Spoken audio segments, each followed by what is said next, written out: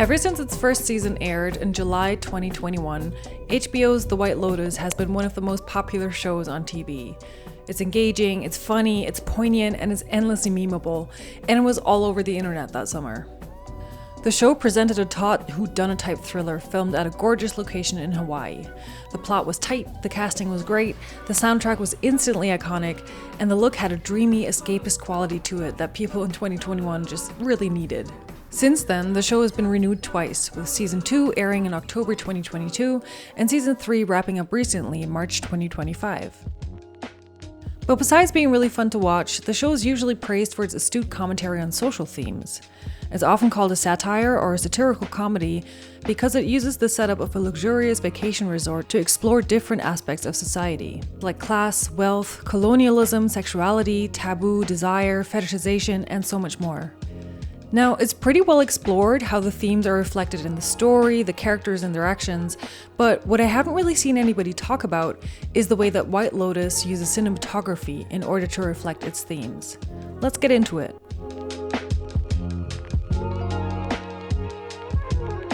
Season 1 deals with class differences and how class affects the interactions between all the characters. Since the White Lotus is a chain of luxury resorts, there's obviously a huge class difference between the guests staying there and the staff working there, such as between spa worker Belinda and millionaire heiress Tanya, or between waspy asshole Shane and hotel manager Armand. But even within the guest parties, there are tensions related to class and wealth, most often explored in the ways that wealth interacts with gender. For example, Shane's new wife Rachel is from a working class background, and Shane tries to force her to quit her career because, quote, she no longer needs it, essentially making her a trophy wife. Meanwhile, Mark, the father of the Mossbacher family, feels emasculated and inferior because his wife earns more money than him. The season also very much explores how wealth interacts with race and has a compounding impact on inequalities that way. We see this specifically with the dynamics around Paula and Kai and between Belinda and Tanya. Now, how is this expressed in the cinematography of the show? I'm sure you've seen this graph or something similar before, a visual depiction of different classes within society. It's almost always depicted and conceptualized as a system of layers, with the, quote, better or more powerful layers at the top, and the less powerful layers at the bottom.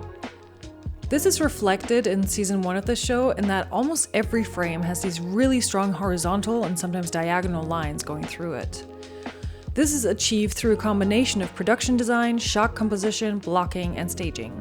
The production design makes sure there are a lot of long horizontal lines in most shots: ceilings, beds, desks, poolsides, Venetian blinds, the list goes on. Even the costuming incorporates a lot of these horizontal lines. The shot composition then makes sure that these horizontal lines are visible in the shots. Most of these scenes could have been framed differently, but I believe these choices were made deliberately by DOP Ben Cutchins. There's a kind of stacking, a layering of sorts, that makes images almost two-dimensional. We can see this beautifully in almost all outdoor shots. Surfaces are flattened through perspective, which brings out the starkness of the lines even further. The feeling of separation between top and bottom is strong in almost every single shot. In indoor dialogue scenes, it's much harder to keep these horizontal lines in frame, but even here the creators often manage to create strong horizontal lines by smartly blocking and staging the actors. I'll give a concrete example of where they achieved this to great effect later in the video. But for now, suffice it to say that horizontal and diagonal lines are everywhere in this season, and once you see it, you can't unsee it. Now, Season 2 does something very interesting visually.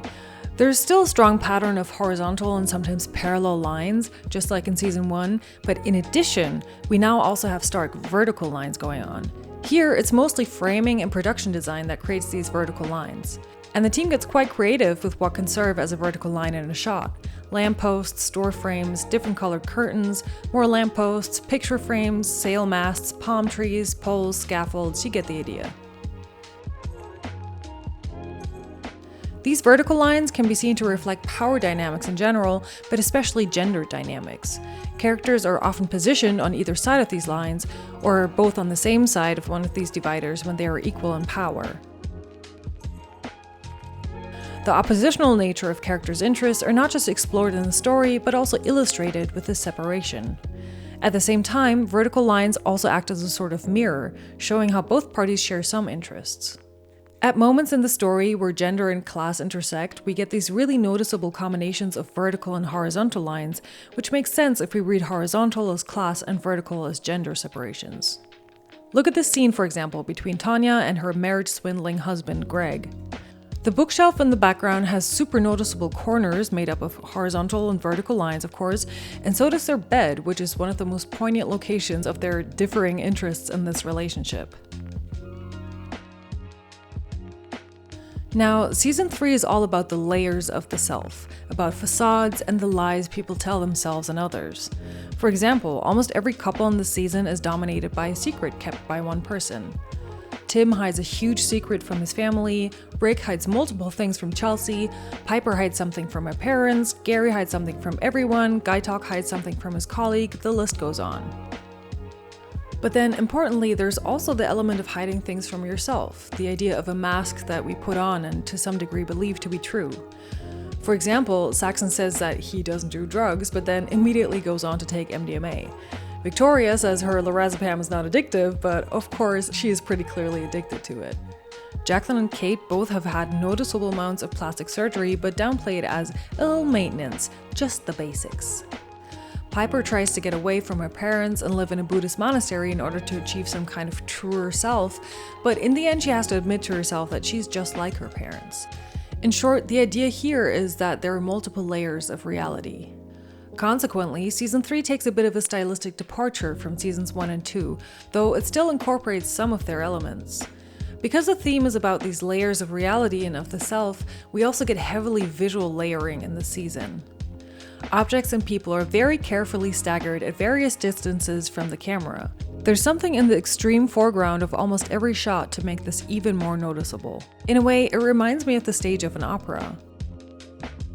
In order to keep the focus on the characters despite this heavy layering, this season also uses a lot of super shallow focus. This style is already sort of present in the first and second season, but it gets cranked up to 11 in the third season. There's even some very deliberately slow rack focus to call explicit attention to the depth of field.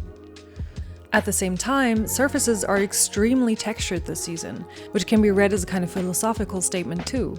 Surfaces only have texture because when you zoom in, there's a lot of unevenness to see. You can also see the way that the vintage lenses are creating this nice oval bokeh everywhere, giving the background lots of texture. Some people have called this extreme visual style distracting, and I admit it was distracting for me too, but I also enjoy how strange and unusual this season looked. Now, I feel like I should make it clear that these styles are not totally distinct and they're not totally mutually exclusive either. But each season definitely puts a focus on one of them. As an example of how these different cinematography styles play out, let's take something that we see in all 3 seasons, a pool scene, and compare how they look in each season. And keep in mind, of course I'm cherry picking a little bit here just to show you the most poignant examples. For season 1, let's look at this scene from the first episode where Olivia and her friend Paula are talking to Rachel at the pool. From the very first establishing shot, we see strong horizontal lines, with the camera often hovering near the floor to get these lines into frame. Even while the women are having their conversation, the lines remain intact, and they also stay intact afterwards when Rachel gets up to go into the pool. Compare that to this scene from season 2, episode 4.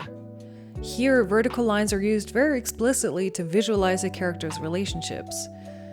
This pool scene takes place over a longer period of time and it's separated into different chunks, but notice how the power dynamics of the scene play out. Early in the morning, Lucia and Mia are having a conversation by the pool about the night before. They're on the same team and on the same page, so there's never a vertical line separating them, only a very blurry one in the background. Later, the pool is established again when Albie enters the scene. Notice all the beach umbrellas and the poles of this railing providing a lot of vertical lines to play with. Albie sits down and jealously watches Portia talk to Leo on this little platform. Portia and Leo are shown together, not separated by any lines, which makes sense because they have the kind of intense chemistry that Albie just wishes he had with Portia. Next, Lucia and Mia are back at the pool after having gotten changed. Albie is still saving the seat for Portia, but Lucia clearly wants to keep sitting next to him, and Mia drags her away. Their difference in opinion is visualized with a line between them. Cut back to Portia and Leo flirting. Albie now comes up to them, and in one of the cringiest scenes of the whole season, he tries to convince Portia to come chill with him. Albie is literally getting in between Portia and Leo, which we see with these vertical lines. The scene ends with Albie's dad and grandfather waving him down, and he leaves feeling humiliated. As he's sitting back at the pool, Lucia comes up to him again, alone this time. At this point, they are still strangers, and we have a strong vertical line separating them. But then Lucia is very nice to him and shows Albie sympathy. This time, having been rejected by Portia, he invites Lucia to sit. She sits down, and the scene ends with her crossing the vertical line and being on the same side as him, symbolizing their connection. For season 3, let's look at this scene from episode 2, where Chelsea and Chloe talk about the respective older men they're dating. You can see how there's this almost exaggerated feel of foreground and background being put in, and they even make sure to frequently have extras walking through the background to call attention to it. When Saxon walks past and off to the side, instead of showing his walking away and the women's faces in the same shot, the women are in the extreme foreground of this shot, and we only see their dialogue afterwards in this shot. This scene is also a great example of how there's a focus on texture and costuming, especially in Chelsea's outfit. Of course, these are patterns that I see, and like with all patterns, you kind of have to believe them to see them. There are a lot of other ways to interpret the visuals of each season. You could use color and lighting, for example, or you could look at symbolic elements like the constant appearance of eyes or things shaped like eyes in season 2. But these patterns just really stuck out to me personally as I was watching the show, and I've just been thinking about it so much that I wanted to share it. To me personally, season 1 is still far and away my favorite, both in terms of story, characters, and visual style, but I've also really enjoyed seeing these conceptual approaches to cinematography in every season, and I look forward to seeing how they'll do it in the 4th season. Also, does anybody else get the feeling that Mike White would really like to become a singer at a resort hotel? I'm getting some clues of that. I don't know. This is my first ever YouTube video, so if you liked it, there's a button down there you can click, and if you want to see more analyses like this, let me know by subscribing to the channel. Bye!